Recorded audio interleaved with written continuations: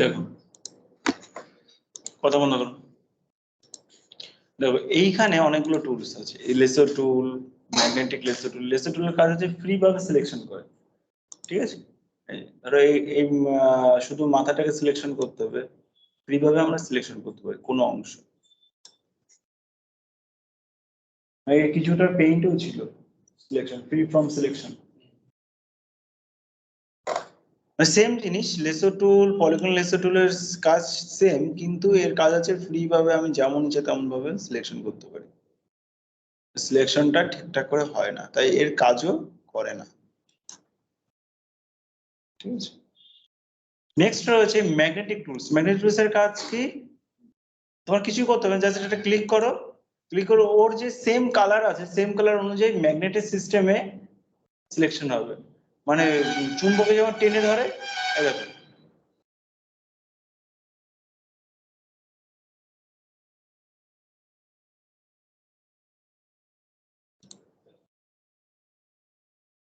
যেখানে বেশি প্রবলেম হবে সেখানে এটা ক্লিক করে আবার শুরু করবে। হয়নি? ছোট করে করি,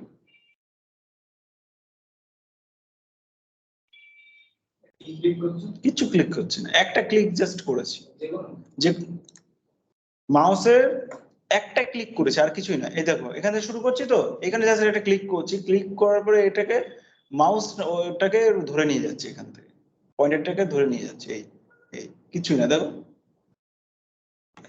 এবার যদি ফ্রেমের বাইরে চলে যায় তাহলে ব্যাক স্পেস। আর যেভাবে মেলাতে হয়, যে পয়েন্টে পয়েন্টে মিলিয়ে দিতে হবে, 0।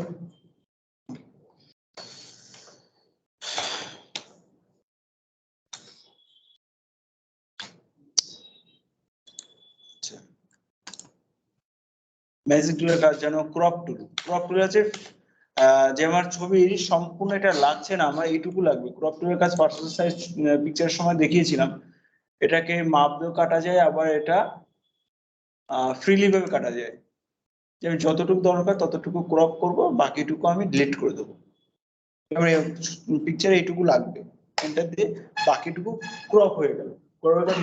অনেকে মোবাইলেও করেছো একই রকম। নেক্সট ফিলিং ব্রাশ টুল কাজ দেখেছো? ব্রাশ টুল, এটা তুলির মতন কাজ করে। যে দেখো এইখানে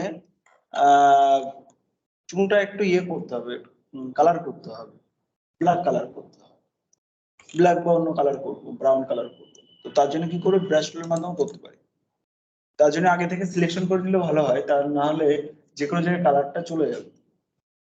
যখন আমি এখানে ড্র্যাগ করবো তখন দেখা গেল বাইরে কালারটা চলে গেল, সমস্যাটা হতে পারে। তাই ব্রাশ টুল নেব, ব্রাশ টুল নিয়ে এবার কোন কালারটা করতে চাই, ঠিক আছে, সেই কালারটা করার জন্য এখান থেকে আই ড্রপার টুল ছবির মধ্যে থেকে কোনো রং নিতে সাহায্য করে। যে আমি এখানে যে কালারটা করবো সেখানে এই ছবির মধ্যে সেখানে কালারটা আছে, এই ব্ল্যাক কালারটা এখান থেকেও নিতে পারি, আমি এখান থেকেও পিক করতে পারি। এটাকে কালার পিকার। ক্লিক করলাম, কালার করলাম, ঠিক আছে, কালারটা হয়ে গেছে ফোরগ্রাউন্ড, ব্যাকগ্রাউন্ড কালার না, ফোরগ্রাউন্ড কালারটা করতে হয়।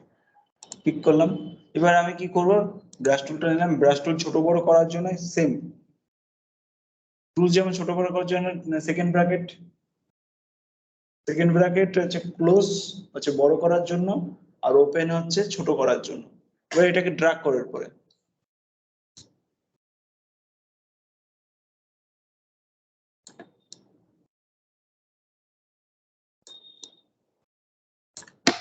এবার যে আমার হালকা ব্ল্যাক করতে হবে, লাইট ব্ল্যাক, সেক্ষেত্রে কি করতে হবে, এর অপোসিটি কমিয়ে দিতে হবে, অপোসিটি আর ফ্লো, ঠিক আছে। মুখটাকে একটু একটু ফর্সা করতে হবে, মুখের যে কালারটা আছে সেই কালারটা সিলেকশন করি,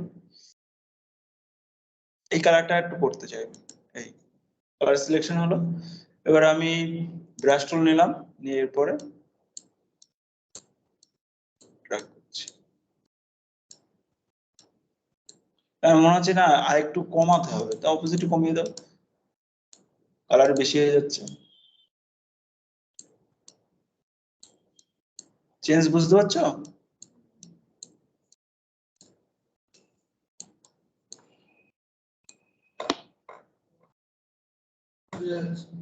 বোঝা যাচ্ছে না?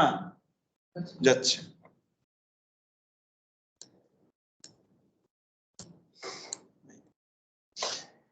এইভাবে কালার রিপ্লেস করা যায় ব্রাশ টুলের মাধ্যমে। হ্যান্ড টুল ছবির মধ্যে এটা তোমরা জানো, এটা জানো সবাই। নেক্সট এখানে চলছিল ব্রাশ টুল, ক্লোন স্ট্যাম্প টুল দেখেছি, ইরেজার হয়েছে, পেইন্ট বাকেট। যে কোনো সিলেকশন করার অংশের মধ্যে কোনো কালার ফিল করতে চাইলে পেইন্ট বাকেট হচ্ছে, তোমরা দেখেছো পেইন্টে কাজ করার সময় ফিল উইথ কালার যেটা বলে। হ্যাঁ,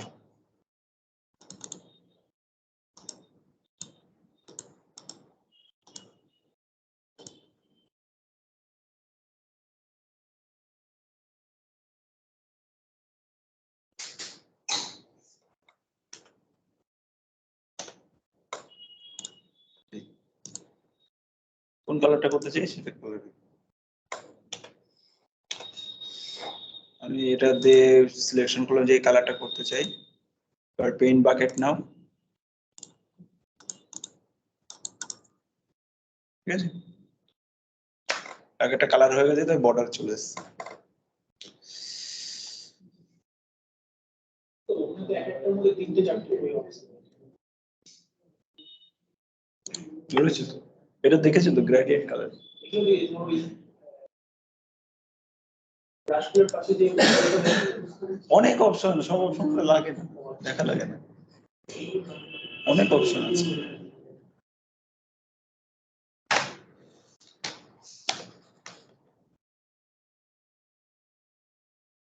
গ্রেডিয়েন্ট টুল দেখেছো, ব্লার টুল দেখিয়েছি, ব্যাকগ্রাউন্ড ব্লার করা। তার জন্য আমাদের ধরো একটা পিকচার লাগবে,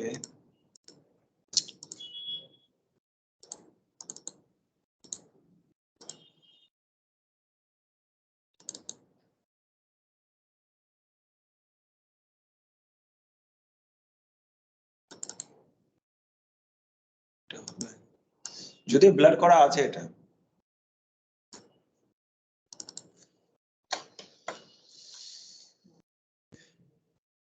হ্যাঁ, এইখানটা হচ্ছে এইটার আছে একটা যেরকম দেখাচ্ছে, ঠিক আছে।